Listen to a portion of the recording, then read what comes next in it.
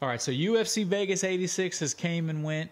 We had a surprise in the main event where the gatekeeper, he stood his ground at the gate and didn't let the up-and-coming prospect through. But before we get to the main card and the main fights of the night, let's take a look at the prelims. Alex, how'd the prelims go?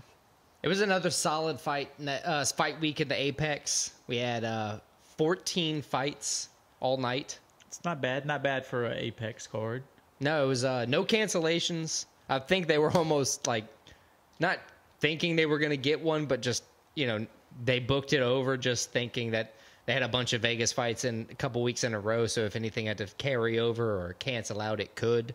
But this was good. So let's kick it right off. Opening up, we had Hyder, the Hurricane Amil. He stormed through Fernie Garcia to win by knockout in the second round. This was Fernie Garcia's fourth fight in the UFC, but it was also his fourth loss. Yeah, it might be his last fight in the UFC, unfortunately for him. I think it might be. And then we go on to Bogdon Guskov. I call him the Uzbekistani Anthony Smith. Yeah, I didn't see it until I Googled his name, and literally one of the first pictures you see is them two compared to each other. He looks like Anthony Smith without the crazy tattoos. Right. He ended Zach the Ripper Pauga's night with a brutal KO in round 1. The Ripper is going to need to find a new victim in the future. The Ripper got reaped. Ooh, that's a good one. Oh, he's going to beat me here. Welterweights Max Payne, Griffin, and Jeremiah Wells took center stage as two UFC vets were looking to rise the ranks. Max inflicted his pain as Jeremiah's well ran dry, as a close fight ended with Griffin taking the split decision victory. Nothing on that one. That's like all the creative sense I had going. Yeah, keep going. All right, cool. Devin, the Brown Bear Clark, was turned into a little cub with his loss to Marcin Prachnio.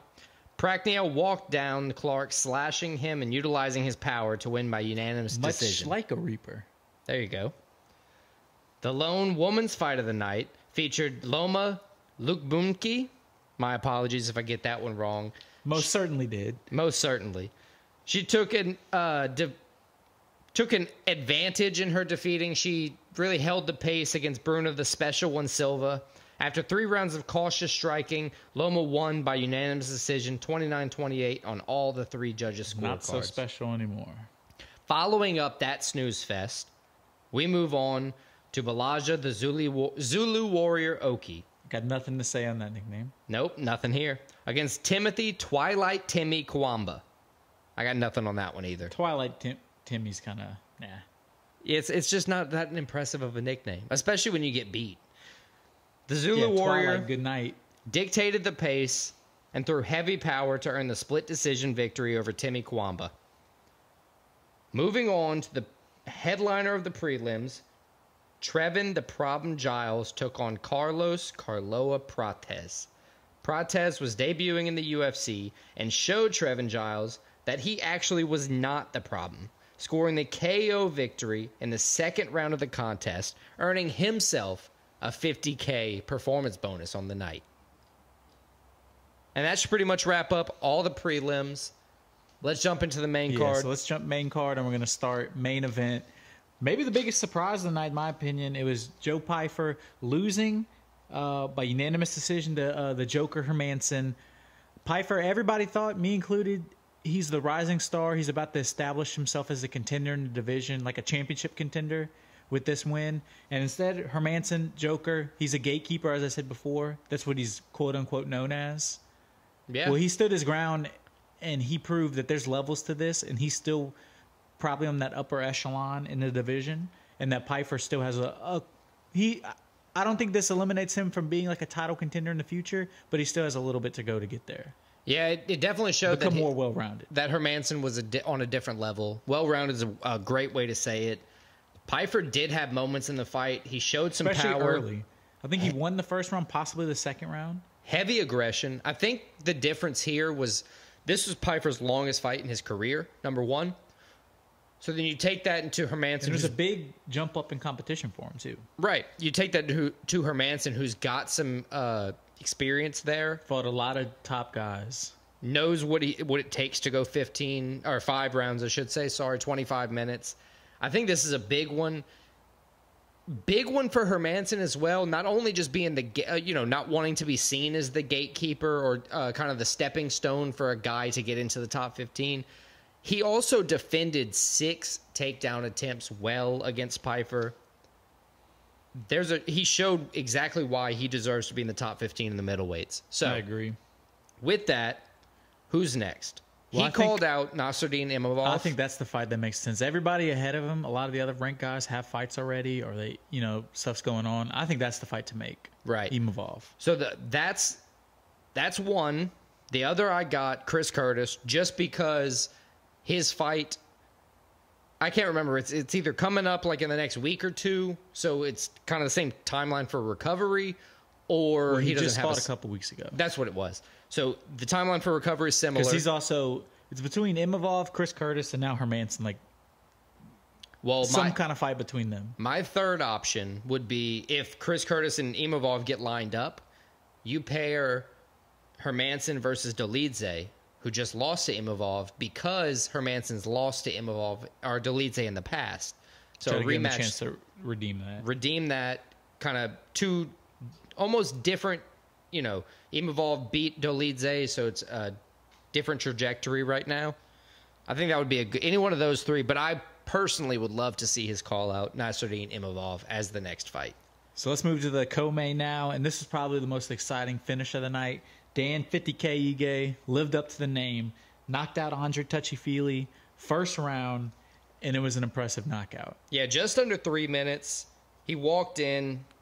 Fili was showing his usual aggression. He was trying to dictate the pace, but Dan Ige walked in trying to prove a point. Walked in with the very hardcore power. Man, he hit him with just one, uncorked a right hand, just one right hand, dropped him. Had a follow-up that bounced his head off the canvas. Yeah, and you talk about bounce. He was out cold once. He was dazed on the ground, and then the second one was just sleep spill, basketball USA. Dribble. Yeah, basketball dribble off the canvas. He was done. That was another fight. Dan Ige won $50K on the performance bonus. Earned his nickname, Dan 50K Ige. Who do you think he's fighting next? So he called out Diego Lopez. I would like to see that. That would be an exciting fight. And then he also called out the loser of Yair Rodriguez versus Brian Ortega. That'd be a good fight. Also, it's refreshing to hear a guy that's he's not dumb. He knows he's not going to get the winner of that fight because the winner of that fight's probably fighting for the title. Right. That's a smart one to be I'll take whoever loses that. The only other one I picked in the division that kind of had some time open that, deserved Dan Ige's time, because you expect somebody with Dan Ige's record, his, reputation to get a up fight, not a down fight, right? So I think Arnold Allen would be a top option as well. If that'd be a good fight if they too. couldn't line up any one of those other three, because he was trying to say for Mexican Independence Week at the Sphere, or the other fight being a little bit later down the line, for maybe International Fight Week or something like that. Yeah. But I don't know. Any of those options would be great. Let's go forward now to another close contest. It was really a card filled with, decisions, which is good in a way because it showed us a lot of good fights. And it was one rare one where the judges didn't fucking ruin it. For all the fights in general. Robert Brickcheck versus Ihor the Duelist Proteria. Both fighters showcased very good striking skills, big power. But later on into the fight, I think Proteria moving down a weight class helped him develop more power. Brickcheck's first UFC fight too, and it wasn't a bad performance from him, but you could see the guy, even though he's 1-3 in the UFC in Proteria, he had the experience of that level. Well, it's like you said with the Pyfer fight, there's levels to it. So when you go from kind of dominating your regional circuit, even if you did well in the Contender Series, you have to understand that everybody in the Contender Series is coming off of their regional circuit. So Brickcheck coming into the UFC, his first fight in the UFC, facing real UFC heat from a guy who moved down in weight class. It's got to feel good for Proteria too, because he's lost his last 2 fights by KO. Right. Before coming into this, and he fought a guy that pretty much all he does is KO people. Yeah, he kept Brickcheck. Proteria kept Brickcheck at range in the second and third round. He held strong defense, and all of that really edged Peteria forward on the cards. Overall, the pressure from Peteria really dictated that unanimous decision victory. He didn't have any call-outs because, he is new to the weight class. It is really his debut as well. 2-3 in the UFC, so it's kind of like you take what you get. Right. He said that he cut 32 pounds in 6 days, and he still missed weight by like 3 pounds for this fight. That's not good. But that doesn't bode well for the future, him being in this division. Right. I think moving forward, if he's going to move forward, he's going to make weight. He's got to stay in this division, but he can't, be up anymore. He can't do that Patty the Batty routine where he gets big and then has to cut 50 pounds before a fight. Yeah. So let's move on to the next fight. Michael Johnson, Darrius Flowers. Michael Johnson, one of the guys that's been in the UFC for the longest. He's fought some of the best guys, and his experience showed in this fight. Right, but before we do that, let's talk about Gregory RoboCop Rodriguez and Brad Tavares. I did skip a fight, didn't I? I panicked for a second, and then I was like, we should pause. But let's just move right through it. Yeah, we did. I did skip that one. RoboCop, and this was the best. Besides Dan Ige, this was the best finish of the This was main my card. personal favorite fight of the night. I don't see how you can't like RoboCop. He's impressive. He avenged my man Chris Weidman. He's impressive. He looks like he's having fun out there. He's smiling. He's exciting. And he avenged Chris Weidman's leg. Yeah, that dude, Brad Tavares walking out in that last fight, it made me want this TKO for Gregory Rodriguez, possibly more than he wanted it for himself. Rodriguez was beating him up, winning the whole fight, and then finally got the finish right in the third round. Yeah, I think under a minute, 55 seconds. 55 seconds? Yeah. It was a good fight. Good fight, good showing, good way to get the finish. Even though you're winning the fight, he went for it and got the finish. DC made some not impressive. DC is impressive, but the comments weren't impressive. Some insightful comments about how everybody's always talking about RoboCop being a grappling specialist, but he's had so many KOs in the UFC. He's had like 5 or 6. So much power. He's not even had to use all his wrestle. Maybe his wrestling defense he's had to use a little bit, but just great for him moving forward. He's like you said, happy guy. That's his last 5 fights now have been finishes. I think lost for one him, of those, but still. I think for him, who we have next, in his division, middleweights, of course, possibly the winner or loser of the Anthony Hernandez Roman Kopylov fight. We'll be talking about for this coming week. Yeah. The only other one is Abasupian Magomedov. He lost to Sean Strickland. He's a tough middleweight fighter, but I think it's pretty, now that Tavares lost to Rodriguez, that rank is going to be swapping, right? So I think it's time for Rodriguez to truly be tested. Yeah, I think he's the guy moving up the ladder, as we say. So now let's move to Michael Johnson. Michael Johnson, a 37-year-old, taking on Darrius Flowers, a 29-year-old. Both guys similar, they don't have the same stance and everything, but similar game plan going into a fight where they're standing up.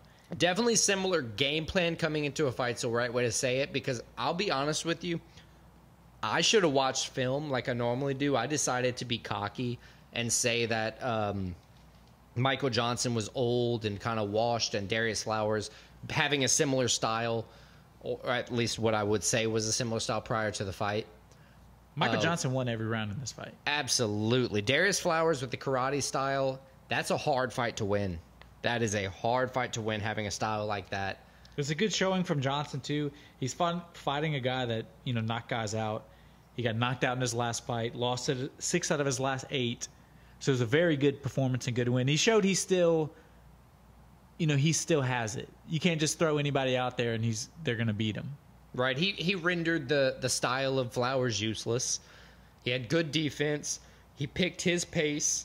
This was a nice matchup by the UFC for Michael Johnson. Yeah, 30-27 across all the cards. Michael Johnson wins. No call out.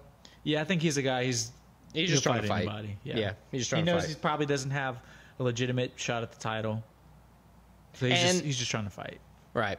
And look, if we got anything right, me and you called this next fight, the main card opener, Rodolfo, the black belt hunter Vieira, facing Armen, Superman, Petrosyan. Yeah, it's a stand-up guy versus a ground guy.